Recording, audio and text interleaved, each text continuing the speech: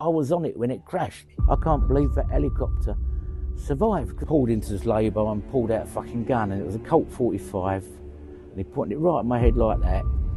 And I looked at him and I said, "You've got the wrong gun there, mate." Seriously thinking, right, what can I do? I've got a life jacket, I'll take whatever he's got, the radio, and I'll swim ashore when the boat sings. I'm going to get out of this one way or another. And he went, "Is that the South Atlantic medal?" I went, "Yes, it is." He said, "You know what, I'll give up all of these for one of them." Yeah, 140 quid I got for that. I couldn't believe it, you know what I mean? I only paid 80 quid on the internet. Win-win situation, isn't it? Hello there, how are you? Welcome to On Parade. So I'm down in Whitstable, Sunny Beach, and I'm here with Nick Wilty, a veteran, stand-up comedian, and he's got a great story that all us veterans want to know about. So let's have a chat with Nick. Hello there, hi Neil. Yeah, Nick. So start off with, why did you join the bloody army? I ran out of options. I'd had a motorbike crash and I had a little bit of money. I lost it all in America in the casinos, and I came back. Did you? I just loved travelling, and at that point I'd already been around Europe as a young man. Yeah. I'd been around America, Canada and Mexico, and I came back to England and no one would have me. I wanted a travelling job, and I tried all the usual stuff, you know, merchant navy. I'd miss the point. I was turned 19 by then. I'd miss the apprenticeship. Yeah. I tried airline steward, but and in the end, my brother, we were walking down the high street, my older brother David, there's an army careers office, and he said, "Let's go in there." And I thought, that's weird, you've already got a job, you know. Went in there and he said, "Yeah, my brother wants to join the army." So I was a bit drunk and I went, "Yeah." And that was it. They sent me off to Sutton Coldfield, where you don't know at that point what you're going to be in. Yeah. And unbeknownst to me, I was quite clever. I didn't know that because I'm dyslexic, but you know, I did well on the tests. And they said, "Have you thought about the intelligence corps or the signals, you know, a trade job?" And I went, "No, I just want to travel." "Which travels the most?" And they said, "Well, probably the signals of all the branches are the most travelled, because every unit has a signalman attached." And that was it. I suddenly found myself in the army. So how did you get on with army discipline and training initially? Well, I found it suited me, strangely enough, because I'm not very disciplined myself. You know, if I haven't got to get up in the morning, I will lay in. You know, I expect to just get up when I feel like it. And of course, most jobs you can't do that, and you resent them for it. But the army, you're getting up for a reason. Because in those days, you could join the army. I was an adult recruit because I was 19. And as long as I did between 12 and 18 weeks, I could buy myself out anyway. Yeah. So I thought, well, what I'll do, I'll get fit. And on the 17th week, or just before I pass out, I'll buy myself out for, I think it was 1 week's wage, wasn't it? And of course, that time came round and I thought, God, it's only another week and I'll pass out. My dad would be so proud of me. So at that point, I hadn't told my family I was in the army. Hadn't you? Well, my older brother knew because he was with me. But I said, don't say anything to Dad, because I don't want to be a failure. Yeah. So then I rang my dad up and said, "You won't believe what I've done, Dad." He said, "What's that? Where are you now?" Thinking I was overseas somewhere. I said, "I'm in Catterick in North Yorkshire." And he said, "What?" I said, "I've joined the army." He went, "Oh, you bloody idiot, I'll buy you out." I said, "Dad, I'm sticking it out. I'll pass out next week." And he went, "What are you?" And I went, "Royal Signals." And he suddenly all puffed up. He went, "I did my national service in the Royal Signals. Granddad was in Royal Signals. I was like a family tradition, you know." Suddenly it all changed, you know. Suddenly it was going, what a brilliant choice, you know. So what year was that you joined? 78. 78. So we're 5 years away from the kind of Falklands, or 4 years away, aren't we? Yeah, 4 years away, 4 yeah. years away. So yeah. What were those years like, leading up to the Falklands? It started off really good, because my first posting was Belize, which I loved, you know, out in the jungle. And then I was with 244 Signal Squad up at Briars Norton, so we were mobile. So I'll be in Denmark 1 week, and then, you know, France, Belgium, Holland, wherever, you know. I wish something exciting would happen. and sure enough, while I was on leave, I'm a news addict, and I was watching the news one day, and they talked about the South Atlantic being invaded by Argentines. And I rang my officer, Mr. Couch, and said, "You know this thing that's just happened down in South America, can I go on that if we send anyone?" And on April the 2nd, 1982, Argentine forces invaded the Falkland Islands and claimed it as their own. Because 2 days later he rang me up and said, "Right, report back to Briars Norton, do a driving test and you're off," you know. By the time we set sail the same day as the QE2, and already messages were coming in that ships were getting sunk. Sheffield had been sunk by then. And then while we're at sea, SAS helicopter went down, and 18 lads were killed, and one of them was Rabbi Burns, who was in our troop before he got on the SAS, and he died in it, and we suddenly thought, not only are they killing British troops, they're killing our mates, you know. So the reality kicked in quite early. 2 weeks into the trip, we go, oh, this is really happening. There is an actual war. It's not just a scare anymore. It's really happening, you know. So what was the first contact like? Was that a shock to the system? Our first contact was horrendous. It was friendly fire. We didn't know that at the time. On the horizon, we could see all the fires going on and whatever, you had the battle going on. We couldn't hear much because of the wind and rain, but you could see, you know, silhouettes of things blowing up and that. And then we went ashore, and nobody had told the people on shore we were coming. So as we got nearer to shore, all hell broke loose. Really? And we gave, I was a radio man, so we gave instruction, you know, calling the artillery onto that place, and it was only then we told it was blue on blue. So that was, apparently the SAS were already ashore and thought we must be Argies, so they opened fire on us, we were opening fire on them. So how old are you then? You're about 23? I was 23, yeah. That's still young, isn't it? I felt like a, you know, a wise old man, to be honest, but at 23 you're not, are you? You're just... Still developing. You're still developing, yeah. You don't really know who you are, but... So what were your big moments in the Falklands then? Because it was a rough old engagement for a couple of months, wasn't it? It was, yeah. I mean, I caught the end of it, to be honest. I mean, I landed a week before the war was over, so... And our first mission, I suppose you'd call it, is we surrounded the airfield. We were all sneaking around with our rifles, camouflage, and we were told that the whole idea is we all fire at the same time, but we don't know when, and the airport's on sort of flat, level ground, and it's almost like a volcano, the hills go down, so we're all sneaking around, a couple of hundred of us. There was a mixed batch of Marines, engineers, signals, sort of all the riff-raff, and we couldn't do our job. All our stuff had been sunk on Sir Galahad anyway, so we couldn't do our job. So we're basically attached to these Marines, and when we got there, we're sneaking round. Below the horizon, we could see silhouettes of big artillery things, but they can't see us. And then we're all told to open fire at the same time, so none of us even looked down the sights, just hold it over and all aim at the same time and fire at the same time. And what we didn't know then that I know now is that the SAS had set up, I suppose you call it pyrotechnic explosions. So it seemed to the Argentines they were completely surrounded. They were on this side, the seaward side, but the inland side, that was the SAS, God knows, 20 of them, but set it up so it sounded like they were completely surrounded with pyrotechnics, and they surrendered. So effectively that was my war over for the moment. You know, we occupied the airfield, and by the time we left there we were told peace had been declared. And then it got worse for me, you know. Later on, a few days later, I had a horrendous incident with prisoners of war, and Did you? Yeah, probably the worst thing for me during the war. Yeah. Well, by now the flags had gone up, the white flags had gone over Stanley, so we had a big long march into town, and we got there, and one of the jobs I had was to guard the prisoners of war. They were in the racetrack on the outskirts of Stanley, the perimeter, to guard thousands and thousands of Argentine prisoners of war.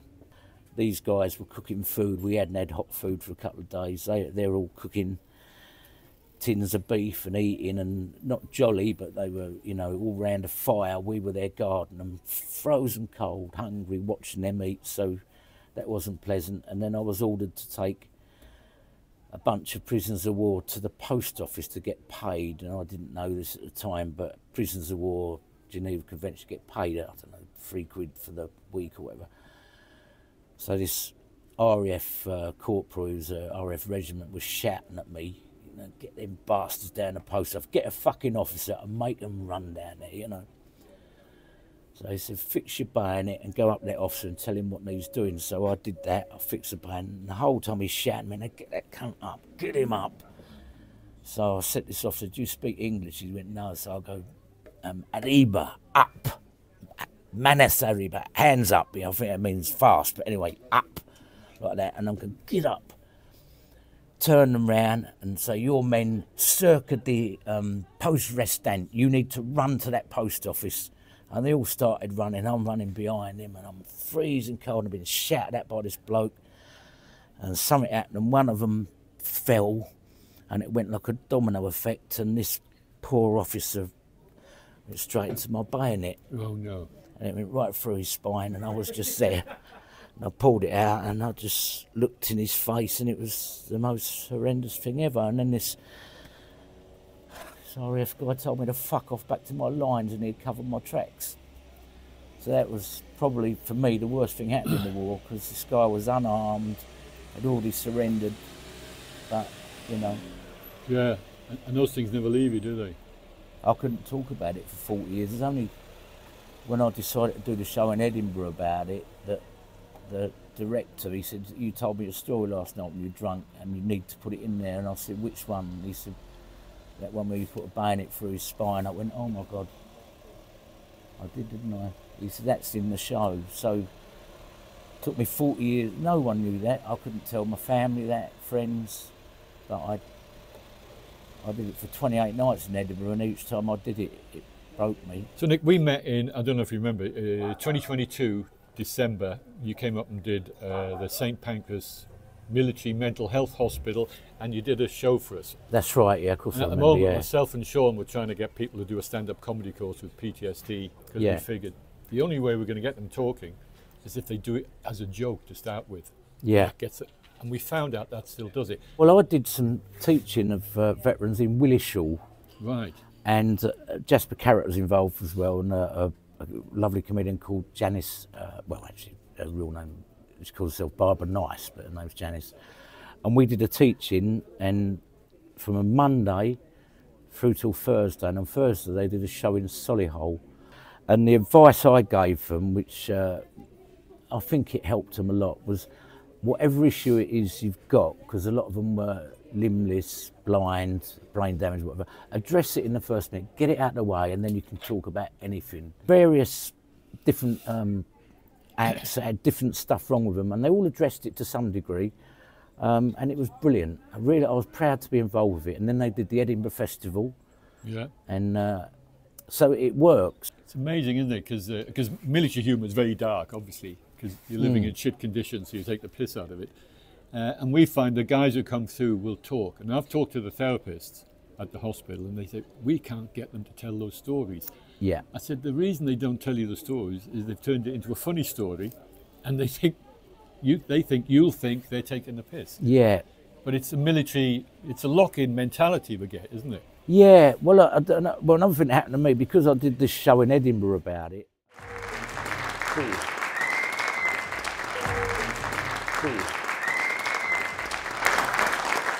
Thank you very much for coming. I do appreciate it.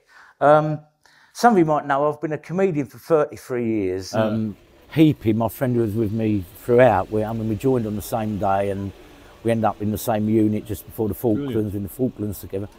I didn't see him for 36 years, but when we caught up, we sat in the back of my van and talked about what we'd been through, because I said, I'm going to be going to Edinburgh to talk about it. I want to make sure I got my facts right, you know, and you were there for all of them. And firstly, he said, yeah, absolutely, word for word, yeah, that's what happened, yeah, I remember everything about it.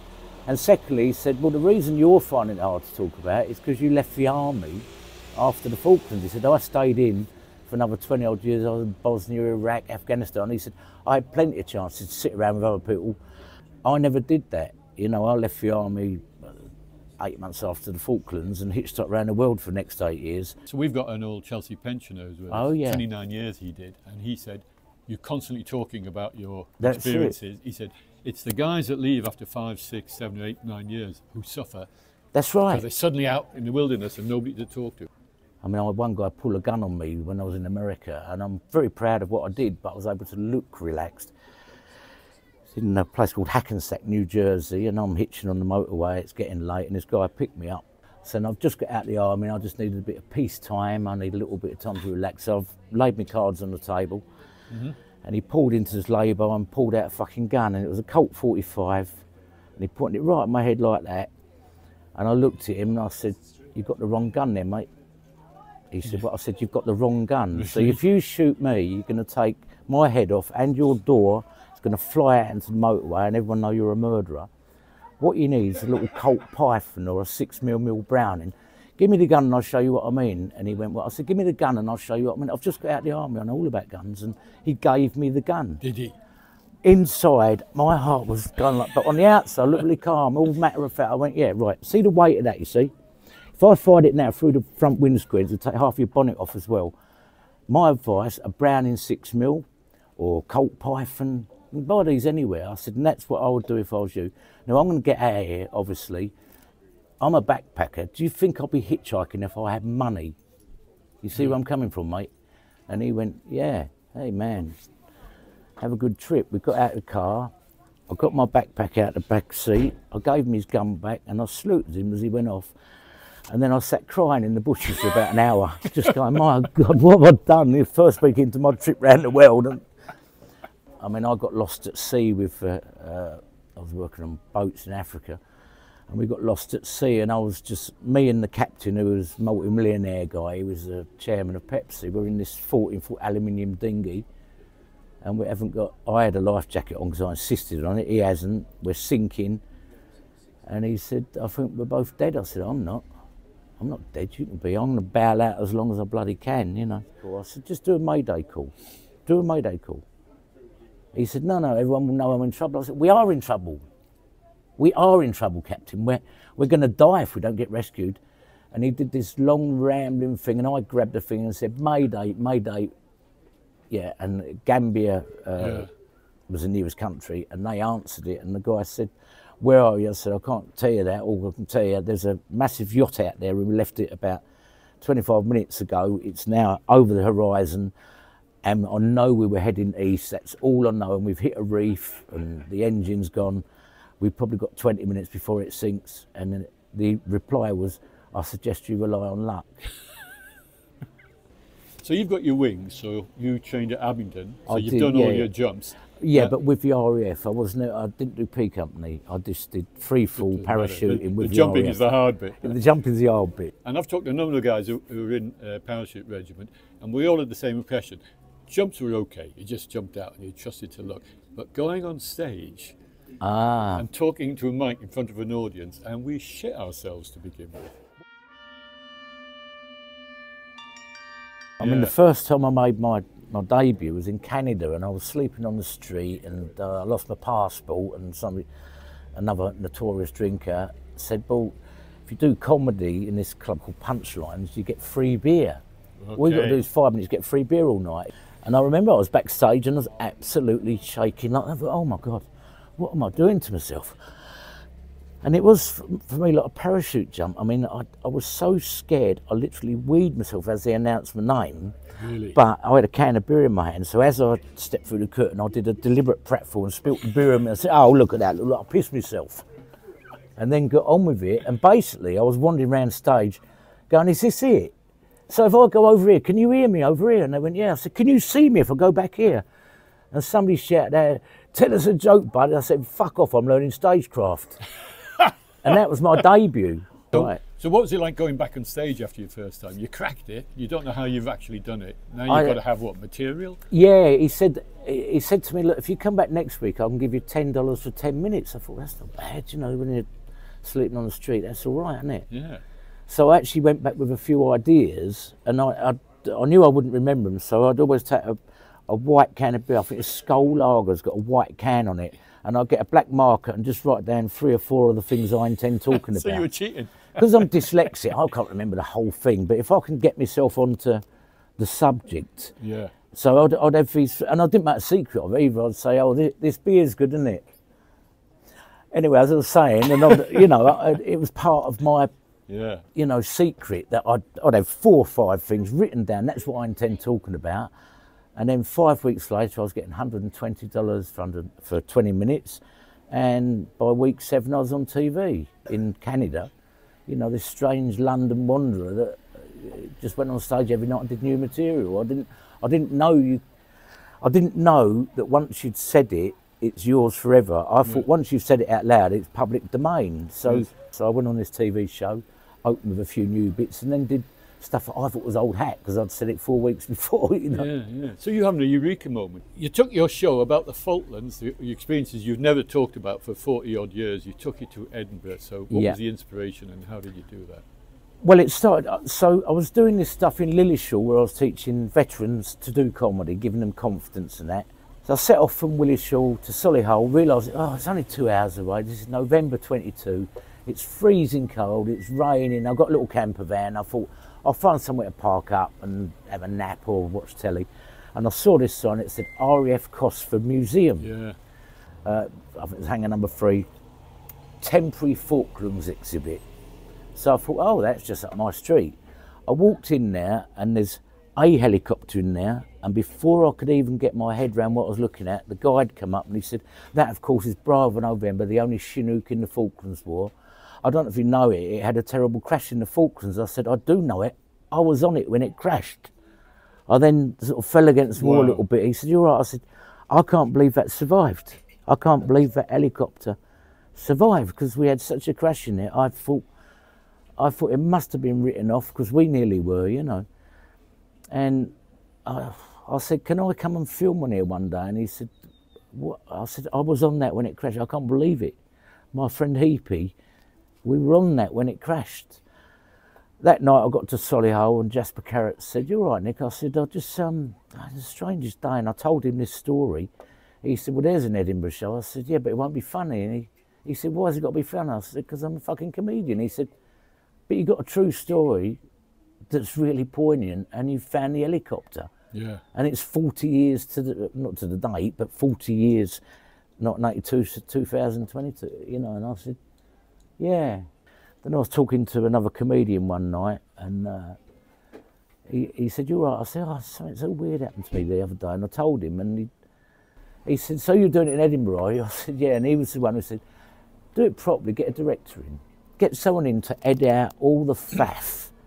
Because people, the general public, don't know the difference between a corporal and a general. Yeah, exactly. Yeah, it doesn't mean a thing to them. This lance corporal said to me, yeah, and so this director said, unless you want to explain for 5 minutes why you hated this corporal or this lance corporal, and he was arranged above, he said, the story goes nowhere unless they know that. He said, it's a boring story once you have to say, well, this guy, because it means he's been longer than me and he's got one strike more than me. And he said, just get to the bloody stories, you know. So getting drunk with him did the world of good, because obviously I must have brought up the bayonet thing, because I don't remember saying it, but he said, that's in. There was another incident down there where me and Heapy in the airfield, we'd come out of an all-night shift, we're trying to repair it and set up radios and antennas. We came out about 6 in the morning, there's a Harrier jet hovering right outside, and we know what's wrong and he doesn't. This pilot had just got there, he hadn't seen any action. He's hovering in a fully laden aircraft, fully laden with weapons, and he can't go any higher. Yeah. He can't take off, and he's panicking, and we're there. There's nothing, you can't shout at him and tell him what to do, but because we work in air support at Prize, we knew exactly what was going on. He's got too much weight on it, so, and it was tipping over like that, and we saw what he did. He leaned forward like that to get enough power to go, and he was going to hit the ground, so he let his sidewinders go, and it went right through the lads that were clearing the runway. Really? Arms and legs everywhere. It was just unbelievably bad, and we were first on the scene, me and Heapy, and nothing we could really do. 2 minutes in, the SAS turned up with morphine. You know, they carry it on them. We'll go around. Going to be all right, lad. Going to be all right. Going to be all right. Medics will be here soon. And we were told to just go about our business. We'd just finished an all-night shift, just go to bed. And it just, you know, one of the things that will live with me forever, watching this sidewinders. They weren't fired, they were just dropped, but because he had momentum. So you're probably like me and a lot of other veterans, especially the ones who meet weekly. They've got memories imprinted on their brains which happened 30, 40, 50 years ago. Yeah, absolutely. And they're more relevant and they're more alive than the memories they've got now. Oh, for sure. Yeah. Because it's that whole adrenaline, fear, everything, and it just prints it on your brain, doesn't it? It does. It's there, and I don't even have to shut my eyes. I can see it now. Yeah. And because I hadn't talked about it for 40 years. We ignored it for too long, don't we? I ignored it for too long. I didn't know it was relevant.